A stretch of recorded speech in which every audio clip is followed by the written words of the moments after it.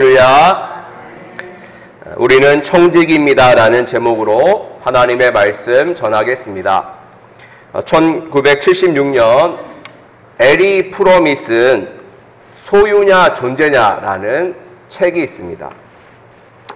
이 책에서 에리 프롬은 사람은 두 종류의 사람이 있다라고 하였는데요. 소유형 인간과 존재형 인간이 있다. 이렇게 구분하였습니다. 소유형 인간은 소유에 의미를 두고 끊임없이 소유물을 축적하는 사람을 말합니다. 그리고 내가 가진 물건, 물질, 재산, 지위, 명예, 그 모든 것이 바로 나 자신이에요. 요즘 사람들이 명품을 좋아하지 않습니까? 그 이유가 바로 그런 것이죠. 명품을 가지면 나도 명품이야. 이러한 생각을 하기 때문에 명품을 좋아하는데, 이런 분들이 바로 소유형 인간이라고 할 수가 있습니다. 소유물과 자신을 동일시하기 때문에 항상 불안해하죠. 왜냐하면 자신의 소유물이 없어지면 곧 자기 자신도 없어지기 때문에, 그래서 항상 불안하고 더 많은 것을 가지기 위해서 애쓰는 것이 바로 소유형 인간입니다. 그러나 존재형 인간은 다릅니다. 소유를 하긴 하지만 소유물 자체가 최종 목적이 아닌 것이죠. 설령 자기의 소유물을 다 잃게 된다 할지라도 자기 자신을 잃어버리지 않습니다. 다시 일어나고 꿋꿋이 자기 자신이 설정한 삶의 의미와 목적을 향해 나아가는 사람, 그 사람이 바로 존재형 인간, 존재형 사람인 것이죠. 사랑하는 성도 여러분, 여러분은 어떤 모습이 가까우십니까? 소유형에 가까우십니까? 아니면 존재형에 가깝습니까? 오늘 말씀을 통해 하나님께서 원하시는 모습은 어떠한 것인지 알아보도록 하겠습니다. 먼저 구약의 말씀, 신명기 26장 1절 2절 말씀 같이 도하겠습니다. 시작. 내 하나님 여호와께서 내게 기업으로 주어 차지하게 하실 땅에 내가 들어가서 거기에 거주할 때에 내 하나님 여호와께서 내게 주신 땅에서 그 토지의 모든 소산의 만물을 거둔 후에 그것을 가져다가 광주리에 담고 내 하나님 여호와께서 그의 이름을 두시려고 택하신 곳으로 그것을 가지고 가서. 아멘. 모세는 가나안 땅을 바라보면서 이스라엘 백성들에게 마지막 설교를 하였습니다. 자신은 들어가지 못하지만 이제 곧 가나안 땅에 들어갈 이스라엘 백성들, 그들을 향해서 조언의 말씀, 생명이 되는 말씀, 규범이 되는 그런 말씀을 한 것이죠. 모세는 비전을 제시하였습니다. 너희들은 이제 요단강을 건너서 가나안 땅에 들어갈 것이다. 그리고 그 땅에서 농사를 짓게 될 것이고, 농사를 지어서 추수하고 거두게 될 것이다. 이렇게 비전과 꿈에 대해서 말씀을 한 것이죠. 아브라함 때부터 이스라엘 백성들은요, 유목민족으로 살았습니다. 유목민으로 살았죠. 거주할 땅이 없습니다. 양과 소와 염소를 데리고 이곳저곳으로 떠돌아다녔죠. 물론 애굽에서 430년간 머물긴 했습니다만 거기에서는 노예였고요. 출애굽한 뒤에는 광야에서 40년간 떠돌아다녔어요. 나그네처럼 방황하며 이리저리 헤매이며 다녔던 이스라엘 백성들인데, 모세의 말은 너무나도 좋은 말씀이었죠. 이제 떠돌아다니지 않아도 돼. 정착할 수 있어. 양, 소 이거 키우는 거 벗어나서 이제는 농사도 지을 수 있게 되고 수확물도 얻을 수 있게 된다. 그렇게 말하니까 그 설교, 모세의 설교는 이스라엘 백성들에게 너무나도 기쁘고 좋은 소식이었습니다. 불안정한 삶이 끝나고 이제 안정적인 삶이 펼쳐진다고 하니까 너무나 기쁘고 좋아서 아마 춤을 추었을 것 같습니다. 그렇게 좋아하는 이스라엘 백성들 향하여 모세는 이렇게 당부합니다. 너희들이 가나안 땅에 들어가서 정착하고 농사를 짓고 수확을 할 텐데 그것으로 끝나면 안 된다는 거예요. 그 뒤에 하나님 앞에 나아가야 한다라고 전한 것입니다. 토지의 모든 소산의 만물을 거둔 후에 그것을 광주리에 담고 하나님 여호와께서 그 이름을 두시려고 택하신 곳 성소로 가서 그것을 바치라는 거예요. 하나님께 드리라고 그렇게 말한 것입니다. 그리고 그냥 드리는 것이 아니라 내 마음과 정성과 뜻을 다하여 드리라고 합니다. 우리가 추석 명절 때 부모님이 자녀들이 찾아오면 너무나 좋아하지 않습니까? 그리고 부모님 손을 꼭 붙잡으며 고맙습니다, 사랑합니다 하면서 선물도 주고 또 용돈도 주고 그러면 어떠세요? 너무나 좋으시죠?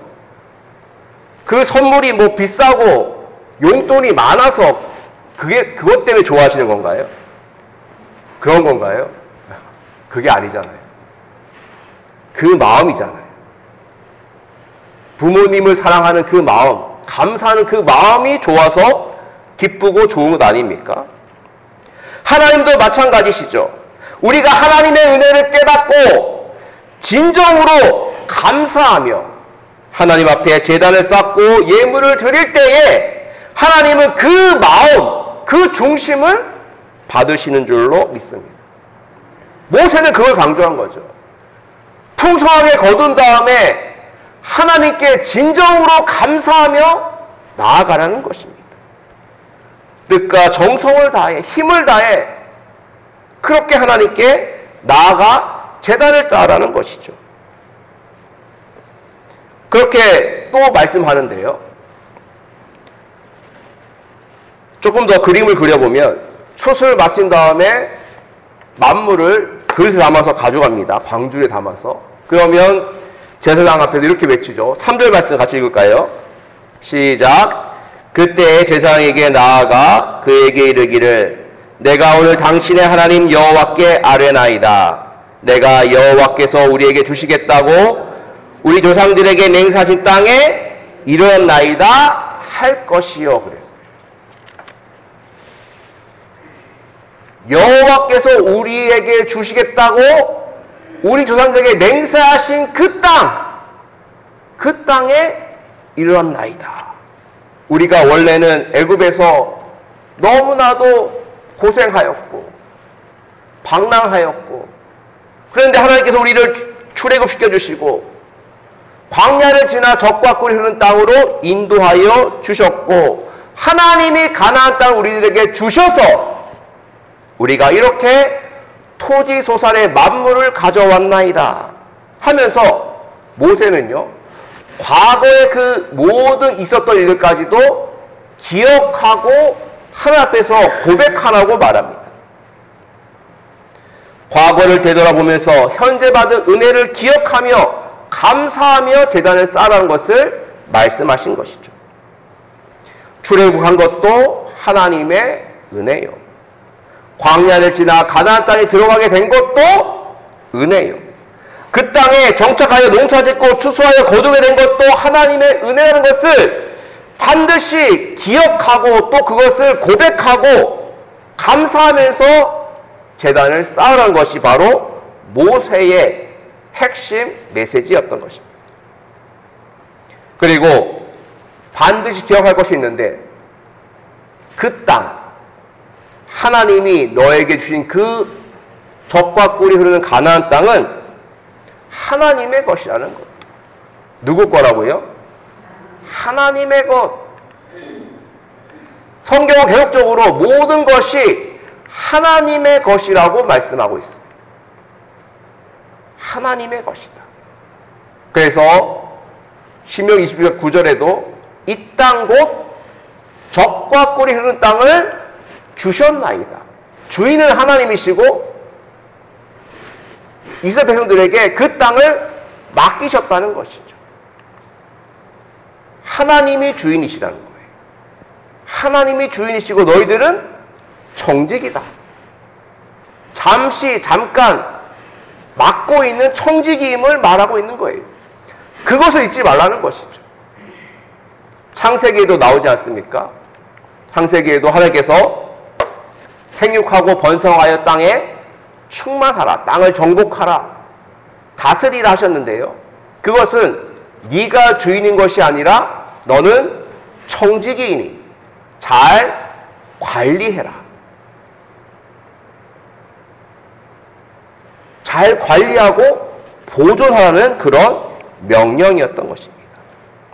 그래서 이러한 성경의 메시지에 따라서 모세는 하나님이 너희들에게 주신 거다, 맡기신 거다, 너희들은 청직이다라는 것을 잊지 말라라고 그렇게 알려준 것입니다. 자, 이번에는 이어서 신약의 말씀을 보도록 하겠습니다. 오늘 누가복음 12장 말씀을 보시면 한 사람이 와서 예수님께 말하죠.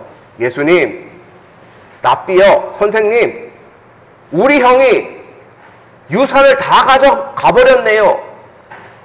그때 당시는 장남이 다른 형제의 2배를 받을 수 있었습니다. 그런데 아마 2배 이상으로 가져간 것 같아요. 다 가져간 것 같아요. 그래서 그것 때문에 얘기를 한 것이죠. 이 문제 좀 해결해달라. 그러니까 예수님께서는 이렇게 말씀하셨습니다. 누가복음 12장 15절 말씀 같이 읽겠습니다. 시작. 그들에게 이르시되 삼가 모든 탐심을 물리치라. 사람의 생명이 그 소유에 넉넉한 데 있지 아니하니라 그러셨습니다. 예수님께서 말씀하십니다. 모든 탐심을 물리치라. 생명이 더 귀하고 중요한데 탐심 때문에 오히려 생명을 잃을 수 있다라고 경고하신 것입니다. 그러면서 어리석은 부자의 비유를 말씀하시는데요. 우리 잘 알고 있죠. 어리석은 부자의 비유. 그 부자, 소출이 아주 풍성합니다. 곡식 쌓아둘 곳이 없어서 곡간을 새로 짓죠. 그리고 말합니다. 내 영혼아, 여러 해 쓸 물건을 많이 쌓아두었으니 어떻게 해요? 평안히 쉬고 먹고 마시고 즐거워하자. 그랬어요. 곡식, 물건, 곡간에다가 한가득 쌓아두고 이제 평안히 쉬자, 먹자, 마시자, 즐거워하자 했습니다만 결국 어떻게 되죠? 하나님께서 그날 밤에 그 영혼을 도로 찾으신다 그랬죠. 결국 자기가 쌓아둔 것 아무것도 쓰지 못한 채 그렇게 세상을 떠날 수 있다. 이 어리석은 부자의 착각은 무엇이죠? 내 생명도, 내가 쌓아놓은 모든 재산도, 곡간도, 곡식도 다 내 것이라는 착각이었어요. 그런데 그것은 잘못된 생각이었죠. 생명도, 재산도, 시간도, 곡간도, 물질도 다 하나님의 것이었는데 그것을 잘못 알고 있었던 것이죠. 그래서 예수님께서는요, 물질에 대한 욕심을 내려놓고 오히려 탐심은 자기를 죄로 빠지게 하니 생명을 살리는 일에, 그리고 모든 것이 하나님이 주인이심을 기억하고 하나님을 바라보라는 그런 메시지를 주신 것입니다. 오늘 구약과 신약의 말씀을 통해서 하나님께서는 우리들에게 이렇게 메시지를 전하십니다. 같이 읽어볼까요? 시작. 하나님의 은혜를 기억하고 감사하라. 아멘. 우리는 하나님의 은혜로 사는 사람인 줄로 믿습니다. 얼마 전에 짧지만 감동적인 시를 읽었는데 제목이 무덤이에요. 무덤. 복혁은 님이 쓴 시인데 더 이상 뭐가 없다고요? 덤이 없는 곳. 무덤은 더 이상 덤이 없대요. 없을 무자를 써서 덤이 없는 곳. 그러니까 이 생은 덤이라는 뜻이라고 그렇게 시를 썼는데 매우 감동적이었어요. 그렇습니다. 인생은, 우리의 삶은, 우리의 생명은 사실 하나님이 주셨고 하나님이 주신 만큼만 살 수가 있는 거예요. 사실 덤으로 살아가는 게 우리 인생입니다. 은혜로 살아가는 것이 우리의 인생이죠. 내가 아무리 오래 살고 싶다고 해도 하나님께서 부르시면 부르시는 대로 갈 수밖에 없는 것이 우리의 인생이에요. 저는 요즘 그런 생각을 많이 합니다. 하루하루 살아가는 게 은혜다, 기적이다, 이런 생각을 많이 합니다. 하나님께서 다 주신 거예요. 생명 주시고 먹을 것, 입을 것, 살아갈 수 있도록 모든 것을 허락해 주셨습니다.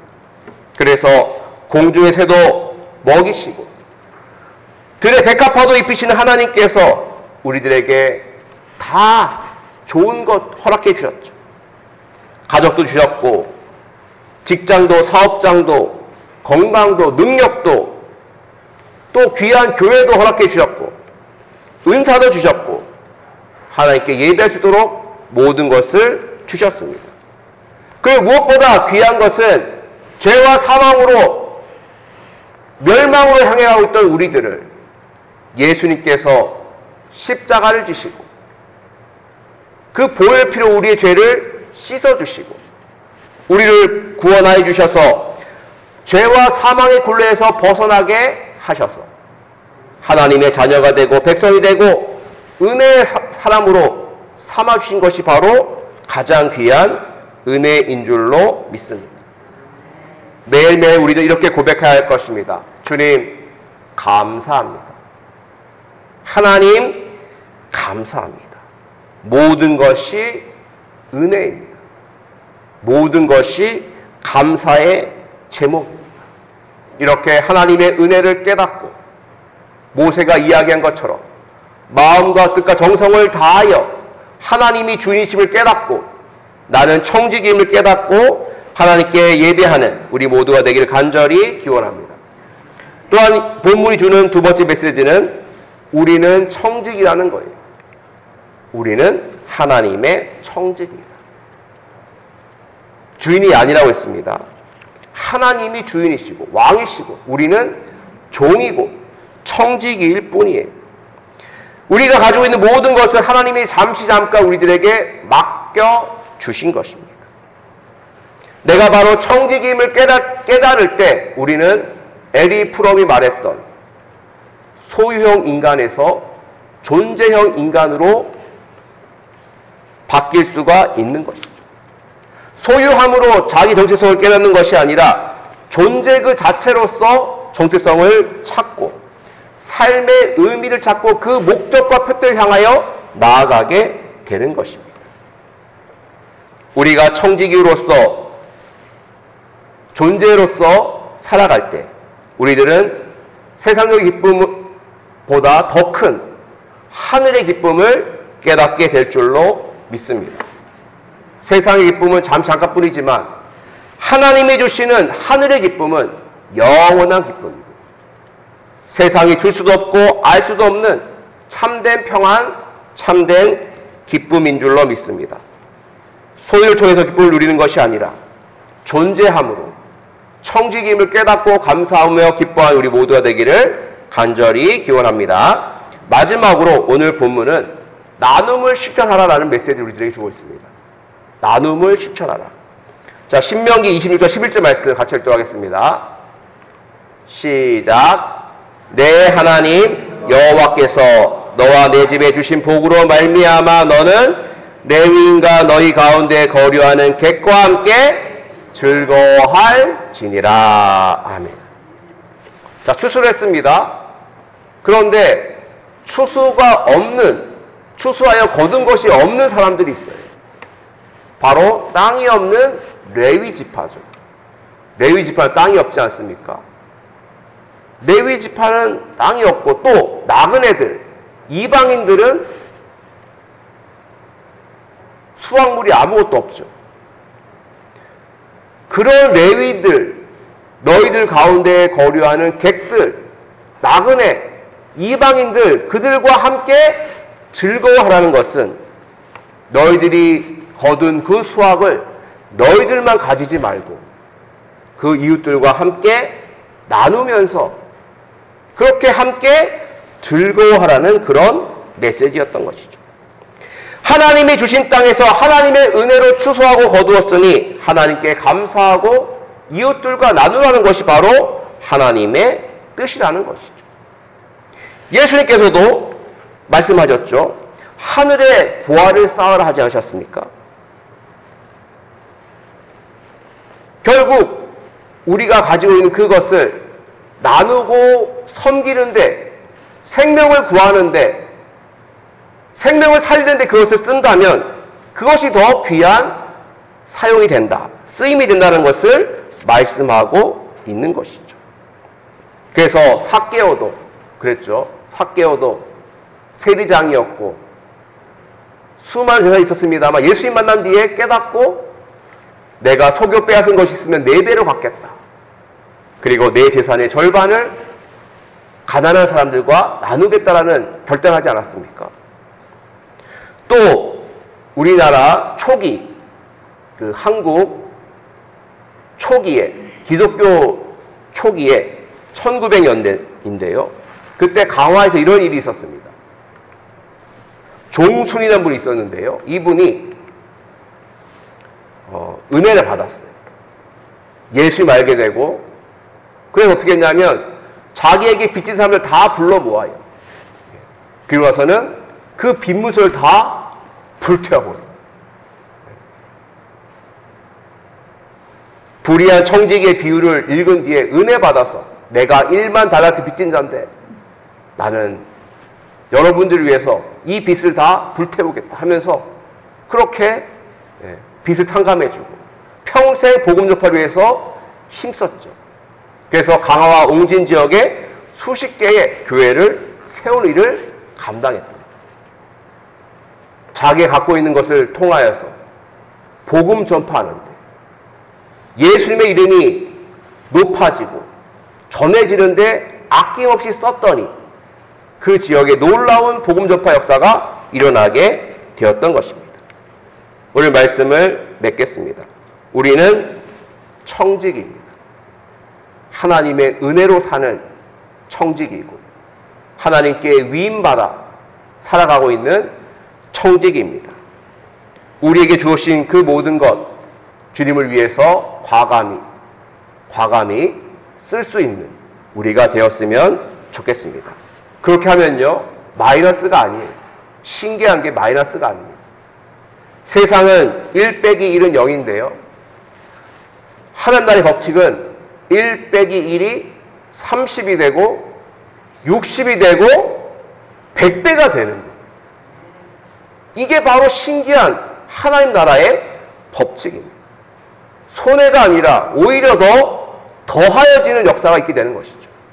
먼저 그의 나라와 그의 의를 구하라. 그럼 이 모든 것을 너희에게 더하신다는 것이 바로 주님의 약속입니다.